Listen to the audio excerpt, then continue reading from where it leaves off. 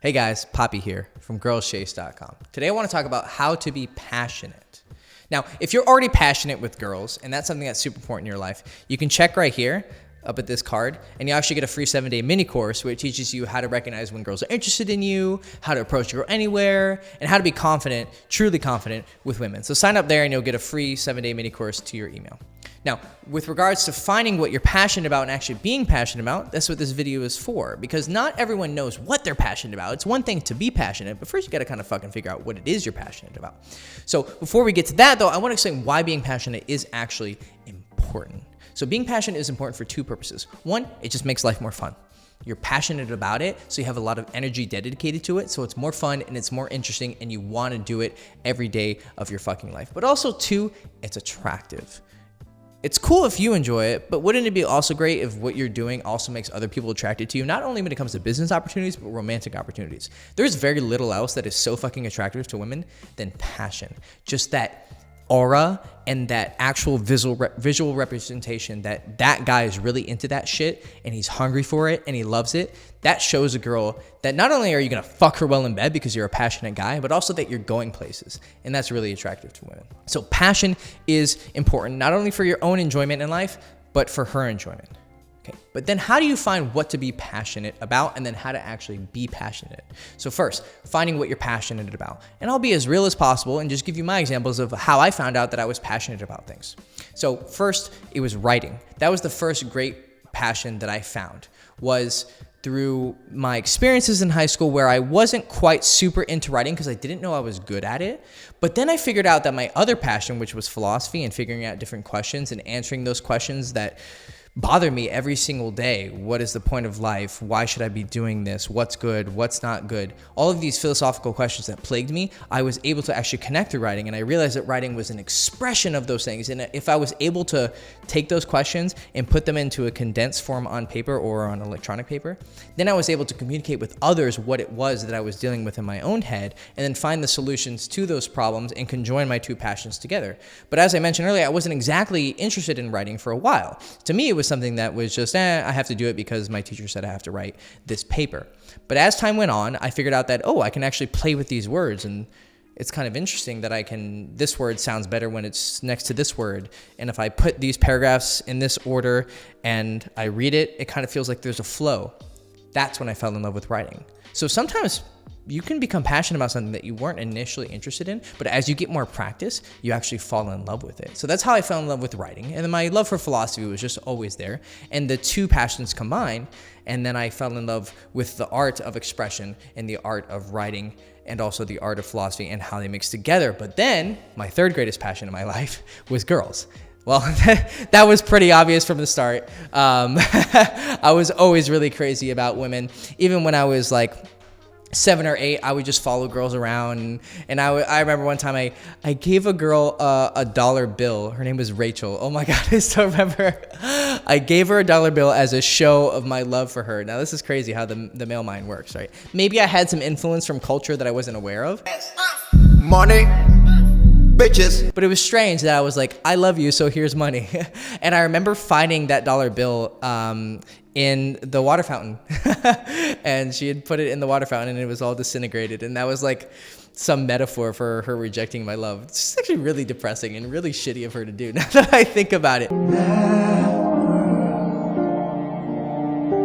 But I was so in love with these girls and so passionate about them that I was sitting there and just staring at them.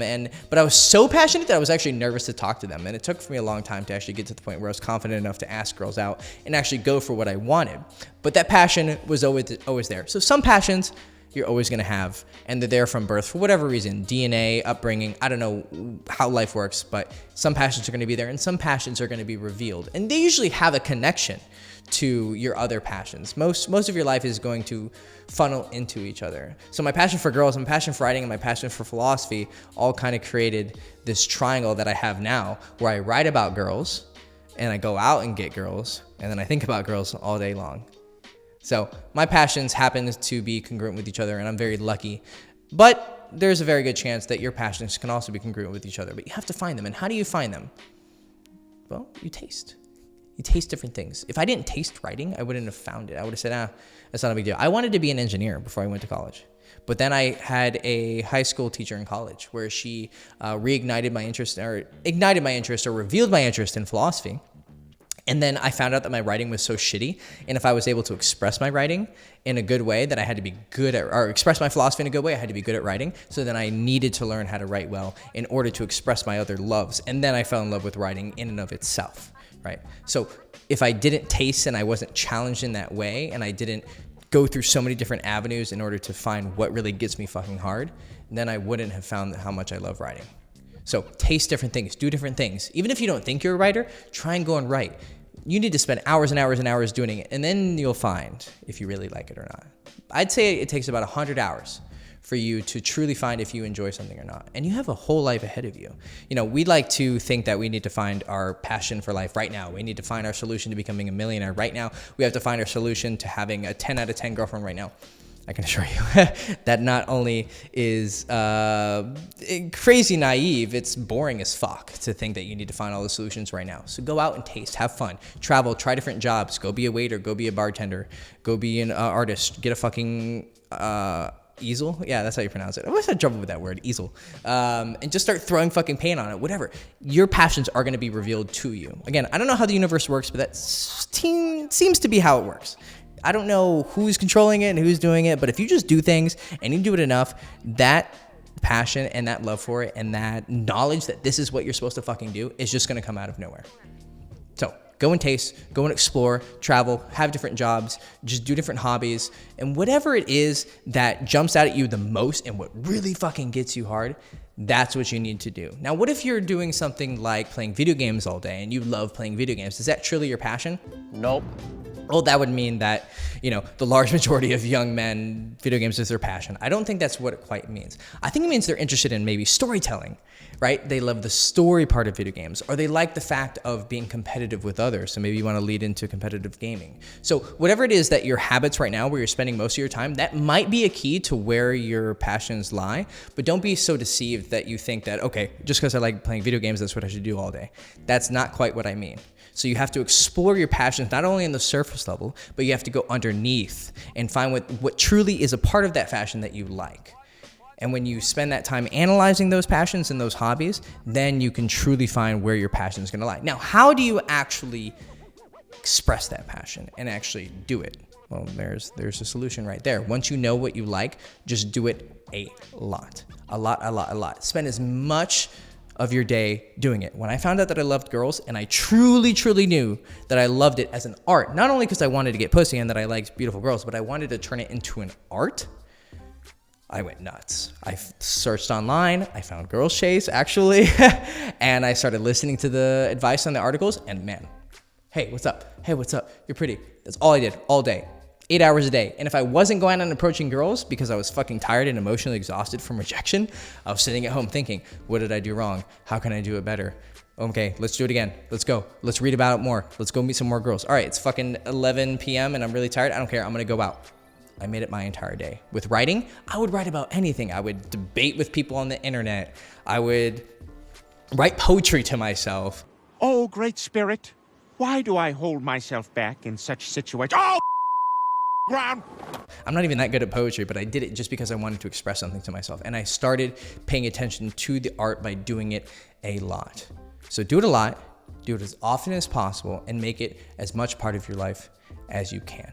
And then when you actually get good at it, then you can start expressing it. And that's when you start really hitting the highs of being a passionate man. Because once you get good at something, and once you learn how to express it, you can start showing it to the world around you and sharing it with the world through an essay, through a book, through a video. And when you express it to the world, that's when the gifts are going to start coming back to you. But it takes time to get there. But once you do, girls and guys around you are going to see you and they're going to go, wow, that's fucking amazing. They're not going to see the work that it took to get there, right? But they're going to see the passion. They're going to see the love that comes out when you're doing it. So if you like making videos, they're going to watch you on YouTube and they're going to be like, oh, this dude really enjoys it, because I do fucking enjoy it. I enjoy expressing myself. I enjoy teaching. I enjoy talking about girls. All my passions are coming together right now, and this is what you see right now. It's an act of pleasure. It's an act of passion. It's an act of expression. And once you get to that point, that's where the pussy starts coming, and that's when the money starts coming. So passion is for your enjoyment, right? Go to the beginning. it's for your enjoyment, but it's also because there's some gifts that come with it.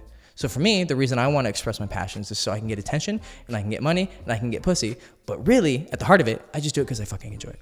This is Hector Castillo, girlschase.com, being passionate, talking about passion. Please follow me on social media so you can see my life in action, my passions in action. Remember, if you want to sign up for that 7-day mini course, it's in the description. Like and I always fuck up at the end. It's always those last few moments that I fuck up at. Okay, subscribe to the channel. Ring the bell so you get notifications, and like the video, and leave a comment. Tell me what you're passionate about, really passionate about. What is that saying that people say? If you could do everything for the rest of your life and not have to worry about paying rent or buying food or the basic necessities of life, what would you do? And I mean, really, what would you do? I want to know. Okay, bye.